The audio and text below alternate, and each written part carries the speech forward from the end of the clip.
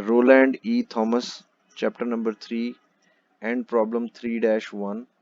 Formulate node voltage equations for the circuit in figure 3-1. Arrange the result in a matrix form AX is equals to B. तो सबसे पहले तो हमने इसमें nodes identify करने हैं। एक ये नोड है, यहाँ पर ये वाला नोड है और एक ये नोड है। इन तीन नोड्स के अलावा एक ग्राउंड नोड है। ये सारा जो है ये ग्राउंड नोड है जो कि उसने बनाया भी हुआ है ग्राउंड नोड। तो इसकी V is equals to 0 voltage होगी। बाकी हर नोड को एक वोल्टेज वेरिएबल VA, VB और VC की फॉर्म में असाइन किया हुआ है। हमने इनकी नोड वोल्टेज इक्वेशंस लिखनी है और मैं थ्रू इंस्पेक्शन टेक्निक ये इक्वेशंस लिखूंगा। जब हम VA नोड पे थ्रू इंस्पेक्शन इक्वेशन लिखेंगे तो हमने ये करना है कि हमने तमाम इससे कनेक्टेड रेजिस्टेंसेस की रेसिप्रोकल वैल्यूज़ को ऐड करके लिखना है और उसको VA के साथ मल्टीप्लाई कर देना है और वो टर्म पॉजिटिव आएगी। उसके बाद जो बाकी सारी कनेक्टेड वोल्टेज नोड पॉइंट्स हैं वो वाली जो वैल्यूज़ हैं वो नेगेटिव आएंगी with their corresponding resistance reciprocal. तो ये लिख के देखते हैं हम। सबसे पहले मैं VA के लिए इक्वेशन लिख रहा हूँ। तो VA के साथ R1 और R5 कनेक्टेड है। R1 और R5 तो मैं लिखूंगा 1 over R1 plus 1 over R5 और इसके साथ मल्टीप्लाई करूंगा VA को और ये वैल्यू पॉजिटिव में आएगी। इसके बाद जो अदर वोल्टेजेस कनेक्टेड हैं VA के साथ वो VB भी है और VC भी है। अच्छा, VC जो है उसके साथ R5 है और VB के साथ R1 है। तो मैं अगली वाली वैल्यू जो है नेक्स्ट वैल्यू वो 1 ओवर R1 इंटू ये VB के साथ कनेक्टेड है। देखें VA और VB के दरमियान R1 है तो वो लिख दिया, मगर इसकी वैल्यू माइनस में आएगी। नेक्स्ट जो वैल्यू है VC वाली है तो उसमें 1 ओवर R5 है। 1 ओवर R5 के साथ मल्टीप्लाई होगा जी VC और ये वाली वैल्यू भी माइनस में आएगी। अच्छा, नेक्स्ट चीज़ जो हमने देखनी है कि अगर नोड के साथ कोई करंट सोर्स कनेक्टेड है और अगर उसका करंट नोड में एंटर हो रहा है तो वैल्यू उसकी पॉजिटिव में आएगी, अगर लीविंग में है तो नेगेटिव में आएगी। तो इस सिचुएशन में IS जो है यहाँ पर IS इस नोड में एंटर हो रहा है तो इसकी वैल्यू पॉजिटिव में आएगी। मैं यहाँ पे IS जो है वो पॉजिटिव में लिख दिया है। दूसरी जो इक्वेशन है वो VB की है। इस सिचुएशन में VB के साथ जो कनेक्टेड रेजिस्टेंसेज हैं उनके रेसिप्रोकल ऐड करके हम लिख देंगे और ये पॉजिटिव में आएंगे। अच्छा, यहाँ पर मैं एक छोटा सा ये काम करूंगा कि मैं VB वाला जो सेंटर वाला पोर्शन होता है VB का इक्वेशन में, मैं उसके नीचे उसकी टर्म लिखूंगा ताकि मुझे बाद में रीअरेंज ना करना पड़े। It's just for the saving of time. तो ये मैं यहाँ पर लिखता हूँ 1 over R1 plus 1 over R2 plus 1 over R3 और ये सब मल्टीप्लाई हो रहा है VB के साथ। ये टर्म पॉजिटिव में आएगी।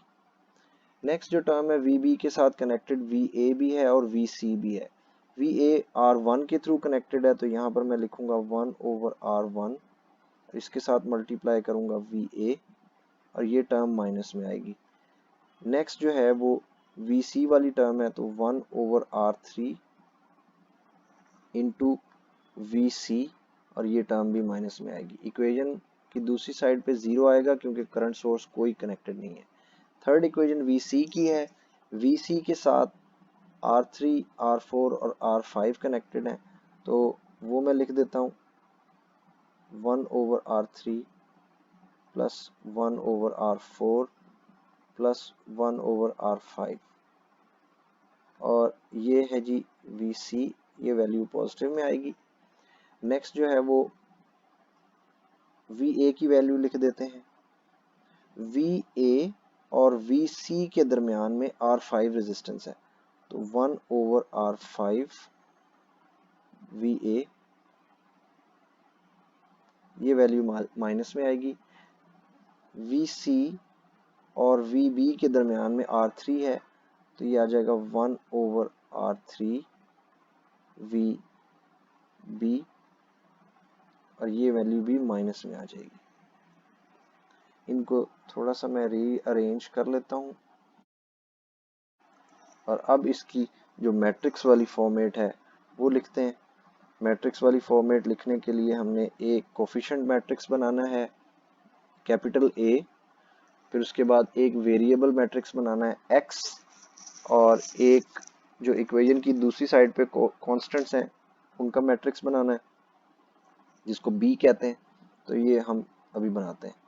Let's make the matrix. यहाँ पर सबसे पहले कोफिशिएंट मैट्रिक्स बनाएंगे जो कि 3 by 3 का होगा। इसमें हम वी ए के तमाम वेरिएबल्स लिख लेंगे, वी ए के तमाम कॉन्स्टेंट्स लिख लेंगे, जैसे 1/r1 प्लस 1/r5।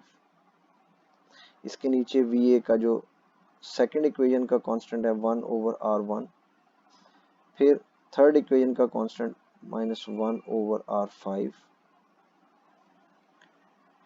अच्छा, उसके बाद अब वी बी के तमाम कांस्टेंट्स, पहली इक्वेशन का कांस्टेंट -1/r1 है, दूसरी इक्वेशन के कांस्टेंट जो है 1/r1 plus 1/r2 plus 1/r3 है, और थर्ड इक्वेशन का वी बी वेरिएबल का कांस्टेंट -1/r3 है।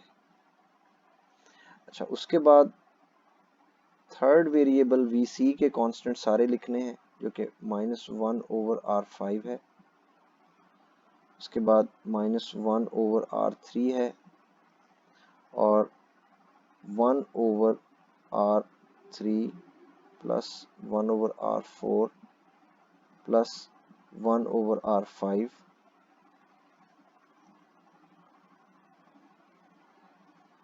ये मैट्रिक्स मुकम्मल हो गया। इसके बाद जो वेरिएबल का मैट्रिक्स है इसके साथ मल्टीप्लाई होना है, जिसकी वैल्यू x है, तो वहाँ पर वी ए आएगा,